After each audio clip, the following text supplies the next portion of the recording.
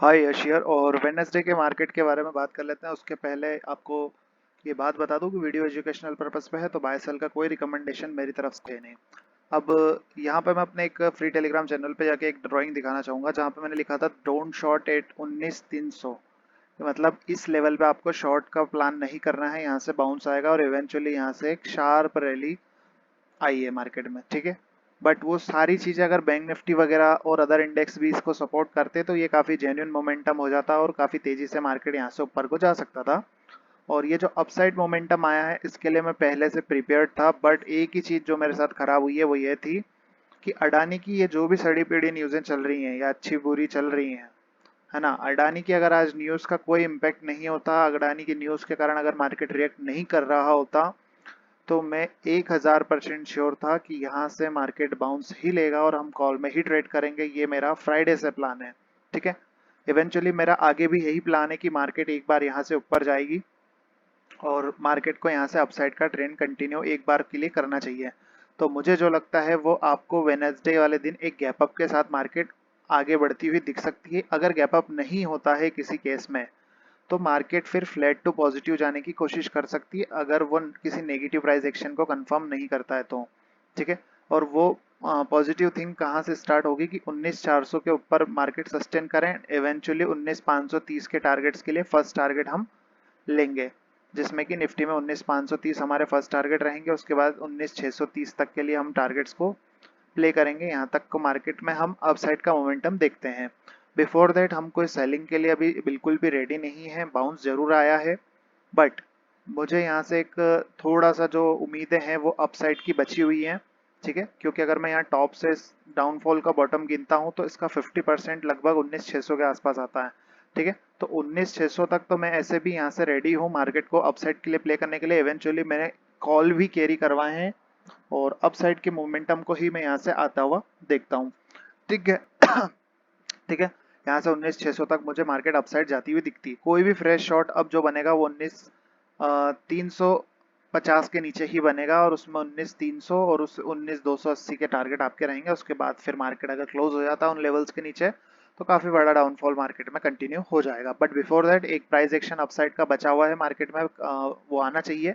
और आपको मैं एक बार ऑप्शन चेन डाटा भी दिखाना चाहूंगा। वैसे तो मैं इन पे कोई भी बिलीव नहीं करता हूँ, लेकिन क्योंकि काफ़ी लोग ऑप्शन चेन को प्रेफर करते हैं, तो जो लोग ऑप्शन चेन के बिहाव पे मार्केट को चेक करते हैं उनके लिए मैं एक बार मार्केट ओपन करके दिखा देता हूँ ऑप्शन चेन क्या कहता है, ठीक है।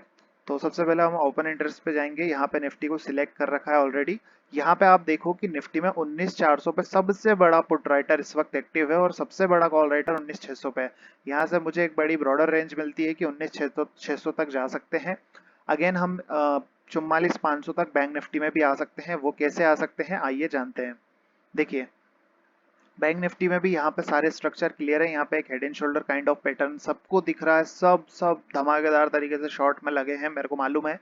लेकिन एक बात समझो कि यार जो चीज सबको पता है वो उससे कोई पैसा नहीं कमा सकता, उससे नहीं बन सकता, ठीक है। तो यहाँ से इवेंचुअली जो एक बाउंस आना बाकी है वो बैंक निफ्टी में भी आएगा और बैंक निफ्टी भी यहाँ से सर्वाइव करेगा और यहाँ से एक अपसाइड का रैली मार्केट में आ सकता है, जिसमें 44,500 से 45,000 के लेवल्स आने वाले इस हफ्ते में आपको दिख सकते हैं एटलीस्ट वंस। यहाँ तक मार्केट आ सकती है 1 से 2 दिन में आने वाले हैं, ठीक है। क्यों मैं ऐसा कहता हूँ, क्योंकि यहाँ पे हमारे पास जो 1 डे के टाइम फ्रेम पे कैंडल है ये एक बहुत ही बढ़िया बुलिश कैंडल है, ठीक है। बहुत ही बढ़िया बुलिश कैंडल है जो कि लास्ट में क्लोज हुआ है, ठीक है। अब यहाँ से एक अपसाइड मोमेंटम आएगा तो हम इन लेवल्स को टेस्ट कर सकते हैं, ठीक है। आपको फ्रेश बाय का व्यू कब रखना है वो भी मैं आपको इसमें बता देता हूँ। सबसे पहले हम बात करते हैं बैंक निफ्टी में। यहाँ से जब आपको 44,200 200 के ऊपर प्राइस जब सस्टेन करने लग जाए तो आपका फर्स्ट जो इमीडिएट टारगेट रहेगा वो यहाँ की इस सेलिंग एरिया के आसपास रहेगा, जिसमें 44,500 और फिर उसके बाद डायरेक्ट आपका 45,000 का लेवल आता है, ठीक है। अब ये मार्केट यहाँ पे ये बात ध्यान रखना एसी नहीं जाएगी, ठीक है। यहाँ पे आपको थोड़ा सा प्राइस एक्शन देखना पड़ेगा, डब्ल्यू मिले डब्ल्यू, हायर हाई मिले हायर हाई, है ना। इस तरह के पैटर्न को कंटिन्यू करते हुए मार्केट ऊपर जा सकती है। हो सकता है गैप अप हो, हल्का सा रिट्रेसमेंट आए, देन बूम, फिर डाउन, फिर बूम। इस तरह से भी आपको ऊपर जाती हुई दिख सकती है मार्केट अगले 2 ट्रेडिंग सेशन में, ठीक है। तो मेरा इवेंचुअली यहाँ से अभी डाउन का सर व्यू नहीं है। मैं मानता हूँ मार्केट नीचे जाएगी, मैं बिल्कुल शॉर्ट के लिए बहुत तैयार था, इवन मैं यहाँ से भी तैयार था, यहाँ पे भी था, लेकिन इन एरियाज में आके शॉर्ट करना टोटली जस्ट बेवकूफ़ी और कुछ नहीं है ना। ये जो एरिया है, आपको थोड़ा आंखें अगर हम खोल के देखें, आंख में पानी डाल के, तो हमें साफ दिखेगा कि यहाँ से एक बार बाउंस आना चाहिए। तो 50% बाउंस इसका मैंने बताया 45,000 के आसपास तक आता है। तो 45,000 यानी कि 500 पॉइंट का अपसाइड मोमेंटम पेंडिंग है। उसके ऊपर फॉलो अप देता है तो अगेन हम ऊपर जाएंगे। उसके पहले मेरे को कोई शॉर्ट करने में मजा नहीं है। प्रीमियम्स बढ़ नहीं रहे थे, ये मैंने पूरे दिन देखा है। अडानी के जो भी इश्यूज हैं, अगर ये अडानी का आज कोई इशू नहीं निकल के आता तो मैं बिल्कुल सारी, मेरे पिछले वीडियो उठा के देख लो, मैं यही कहा था कि हम भाई according to this chart pattern एक बार मार्केट ऊपर जाना चाहिए। जब सब सेलिंग का बोल रहे थे तब भी मैं बाइंग का कह रहा था, अभी की बात है। इवेंचुअली मैं अभी भी बाइंग का बोलता हूँ, और मुझे जो लगता है अपसाइड का मोमेंटम दिखना चाहिए, ठीक है।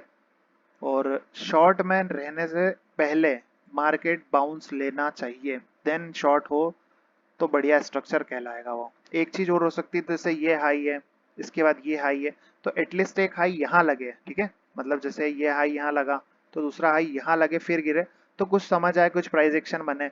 अब आप सोचो कि यार ये यहाँ से गिरना शुरू हुआ और ये यहाँ आ जाए, यार ऐसा नहीं हो सकता। ट्रेडिंग को करने के भी तरीके होते हैं, तो पैटर्न्स भी फॉलो अप उन्हीं की तरह से करते हैं। यहाँ पे हेड एंड शोल्डर जमाने को दिख रहा है, आप अनोखे नहीं हो, मैं अनोखा नहीं हूं, सबको दिख रहा है। और इवन ऑपरेटर्स को भी दिख रहा है, तो उन्हें भी दिख रहा है, तो आपको नहीं कमान देंगे। आप समझो कि यहाँ पे जब मार्केट ब्रेकआउट दे रहा था तो कितना बड़ा रेजिस्टेंस एरिया था, तो उतना ही बड़ा भी ये सपोर्ट एरिया भी है। टोटली डिमांड जोन है ये, ठीक है। मैं ये नहीं कहता यहाँ से बुल रन आ जाएगा, लेकिन मैं ये जरूर कहता हूँ कि यहाँ से एक अपसाइड मोमेंटम आ जाएगा, ठीक है। तो try to understand market sentiments.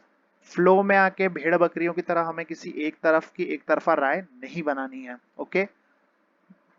और कैश मार्केट डाउन थी, ये सभी जानते हैं, because of Adani stocks, okay.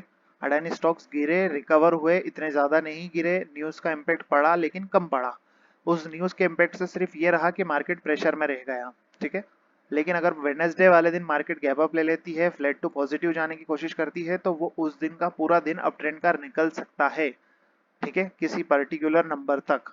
तो कोई भी अपडेट रहेगा अपने इस यस्टर्ड नाम के फ्री टेलीग्राम चैनल पे बता दूंगा। मर्जी हो तो सब्सक्राइब करो, नहीं हो तो मत करो। धन्यवाद।